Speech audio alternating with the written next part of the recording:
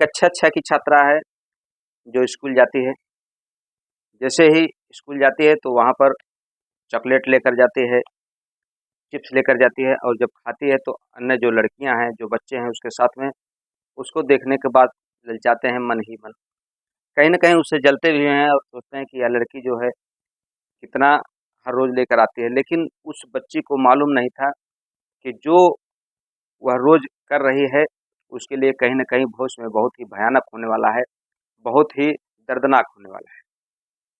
दरअसल एक बच्ची है, उसके माता-पिता हैं। माता-पिता सुबह ड्यूटी के लिए चले जाते हैं। ड्यूटी पे जाने के बाद वह बच्ची कक्षा 6 की जो छात्रा है, वह भी अपने स्कूल जाती है और जब स्कूल जाती है, तो उसके पास पर्याप्त मात्रा में पैसे रहते हैं, पर्याप्त मात्रा में चिप्स रहती है, यानी खाने-पीने की जो चीज़ें होती हैं, वो पर्याप्त मात्रा में होती हैं। लेकिन इस बच्ची की जो पर्याप्त मात्रा में जो सामान उपलब्ध हो रहे हैं, वो कहाँ से हो रहे हैं, इस बारे में माता-पिता को भी नहीं पता है, सिर्फ़ उस बच्ची को पता है। दरअसल में माता-पिता अपनी नौकरी की तलाश काम से जब सुबह उठते हैं, सुबह से काम पर चले जाते हैं, तो बच्ची भी अपने स्कूल के लिए जाती है। लेकिन दोस्तों, जब यह वाक़या सामने आता है 5 सितंबर 2022 को, तो लोगों को यकीन नहीं होता कि आखिरकार इंसान अपने स्वार्थ के लिए, अपने क्षणिक सुख के लिए इतनी शर्मसार घटना को कैसे अंजाम दे देता है। दोस्तों, आप भी जब इस घटना को सुनेंगे तो आपके भी अपने कानों पर यकीन नहीं होगा कि आखिर व्यक्ति, हमारा समाज कहाँ जा रहा है? ये कब रुकेगा हमारा देश जो सोने की चिड़िया है?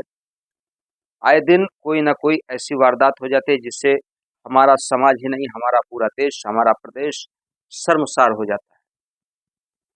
दोस्तों, नमस्कार, प्रणाम, मैं मोनू भारद्वाज। आज जो सच्ची घटना आपको सुनाने जा रहा हूँ, यह घटना है उत्तर प्रदेश का एक जिला लगता है गाज़ियाबाद।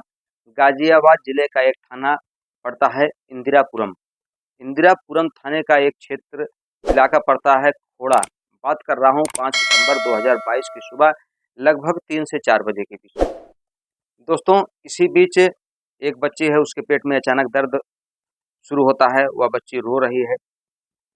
तभी उसकी माँ की आँख खुलती है तो वह अपने बच्चे से पूछती है, बेटा क्या हुआ? तो वो कहती है, माँ मेरे पेट में बहुत तेज़ से दर्द हो रहा है। दोस्तों, तभी माँ उसको एक मेडिसिन देती है, मेडिसिन देने के बाद कहती है कि अभी कुछ देर में आपको आराम हो जाएगा।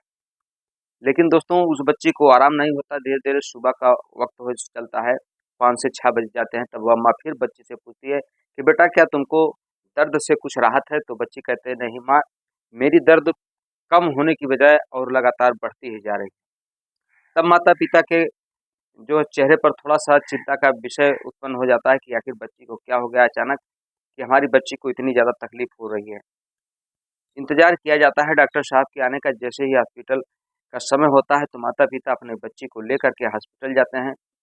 डॉक्टर साहब जब उस बच्ची का चेकअप करते हैं तो दंग रह जाते हैं, क्योंकि वह बच्ची की उम्र मात्र अभी 11 वर्ष है और बच्ची 8 महीने की प्रेग्नेंट है। माता-पिता जब तक कुछ समझ पाते हैं तभी पुलिस प्रशासन को डॉक्टर साहब के द्वारा फ़ोन कर दिया जाता है, पुलिस प्रशासन की टीम आ जाती है और माता-पिता को बताया जाता है कि आपकी जो बेटी है, ये 8 माह की गर्भवती है। दोस्तों, इतनी बात जैसे ही माता-पिता सुनते हैं तो बिल्कुल सन्न रह जाते हैं, दंग रह जाते हैं कि आखिर ये कैसे हो गया? ये कब की बात है? कौन इसका ज़िम्मेदार है? दोस्तों, जब उस बच्ची के पास टीम आती है, उससे पूछा जाता है तो वह बच्ची काफ़ी डरी है, सहमी है, कुछ बताने की अवस्था में नहीं है। लेकिन जो टीम होती है उसको एक वेलफेयर की जो टीम होती है, जब उससे बच्ची को अपनत्व दिखाती है तो बच्ची से पूछती है तो बच्ची बताती है कि मेरे घर के पास जो तीसरे मंजिले पर रहने वाले 2 लड़के हैं, एक का नाम है प्रदीप, उसकी उम्र लगभग 23 साल, उसका छोटा भाई है कल्लू, उसकी उम्र लगभग 19 साल। दोनों सगे भाई तीसरे मंजिला पर रहते हैं और ये बच्ची, उसके माँ, उसके बाप नीचे वाले रूम पर रहते हैं। जब पूरा वाक़या बताती है बच्ची कि मेरे माँ और पिता जब चले जाते हैं नौकरी करने, तो एक दिन मैं नहा रही थी, दरवाज़ा लॉक करना भूल गई, तभी वहाँ पर जो लड़का होता है प्रदीप, वो आ जाता है और कैमरे में सारी तस्वीरें कैद कर लेता है, यानी कि वीडियो बना लेता है। और उस वीडियो के माध्यम से वह लड़का उस लड़की को ब्लैकमेल करने लगता है, उसको आए दिन उसका शोषण करता है। लड़की जब इसका विरोध करती है तो किचन में जो चाकू रहता है सब्जी काटने वाला, उससे उसको धमकाता है कि अगर तुम मुँह खोली तो तुम्हें भी मार दूँगा, तुम्हारे माँ-बाप को भी मार दूँगा। दोस्तों, उस बच्चे का जब शोषण करने के बाद, रेप करने के बाद, बलात्कार करने के बाद उस बच्ची को 100 रुपया देता है और कहता है कि तुम स्कूल जाओ, तुम्हें किसी चीज़ की दिक्कत नहीं, कोई परेशानी की कोई बात नहीं। तो वह बच्ची धीरे-धीरे सहन पड़ जाती है और वह बच्ची उस चीज़ को दबा लेती है। वह प्रदीप जो होता है अपने भाई कल्लू से जाकर बताता है कि ऐसी-ऐसी घटना हुई है। अब दोनों भाइयों में कॉम्पिटिशन चालू हो जाता है, कभी अ, अकेले, कभी दोनों साथ में, कभी बारी-बारी। जैसे ही मौका उन लोगों को मिलता है समय, तो उस समय को इन लोग इंतज़ार में रहते हैं और उस बच्ची के साथ दोनों भाई मिल कर के घिनौना अपराध करते हैं।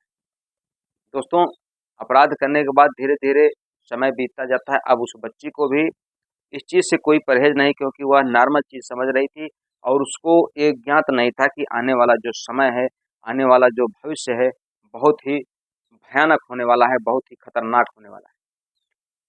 दोस्तों, जब उस बच्ची की तबीयत बिगड़ जाती है, जब उसके माँ-बाप अ, हॉस्पिटल लेके जाते हैं, जब इतनी बात सुनती है बच्ची, तब उसके माँ और बाप उस बच्ची को पूछते हैं, उस बच्ची से बयान लेते हैं। तो उस बच्ची जब वह बच्ची पूछती है कि आखिर मुझे हुआ क्या है, तब वह बताते हैं कि तुम्हारे पेट में एक पथरी हो गई है और उस पथरी के अनुसार तुम्हारे पेट में काफ़ी दर्द है। माता-पिता की लिखित तहरीर पर उन दोनों भाइयों को गिरफ्तार किया जाता है और गिरफ्तार करने के बाद जेल भेज दिया जाता है। दोस्तों, जब डॉक्टर साहब से माता-पिता गर्भपात की बात करते हैं, तो डॉक्टर साहब बताते हैं कि इसका गर्भपात होना संभव नहीं है, क्योंकि अगर इसका गर्भपात कराया गया तो निश्चित तौर पर इस बच्ची की जान जा सकती है और कोर्ट भी हमें इसका गर्भपात करने का आदेश नहीं देगा। दोस्तों, अब इंतज़ार था उस बच्ची के माँ बनने का, तभी 1 महीने का समय जब बीत जाता है, तो वह बच्ची एक स्वस्थ बच्चे को जन्म देती है, लेकिन जो माता-पिता होते हैं, वह इस बच्चे को लेने से इनकार कर देते हैं।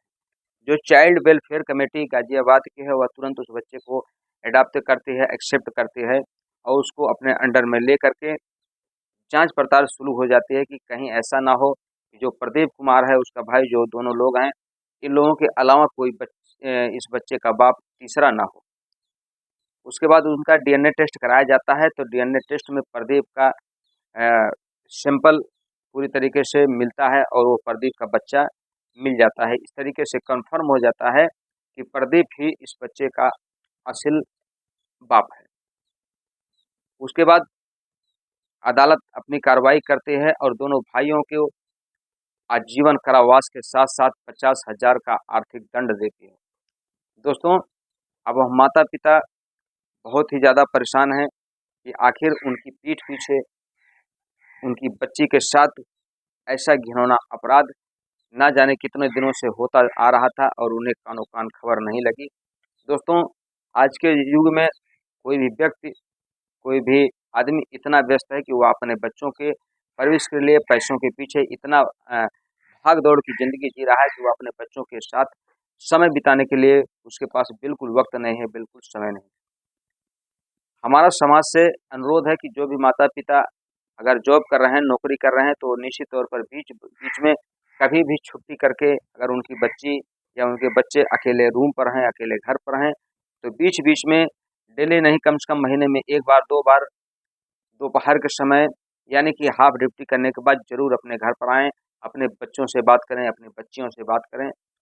कहीं ऐसा ना हो जो ये घटना समाज में घटित हो रही है, उनके भी बच्चों और बच्चियों के साथ घटित ना हो जाए।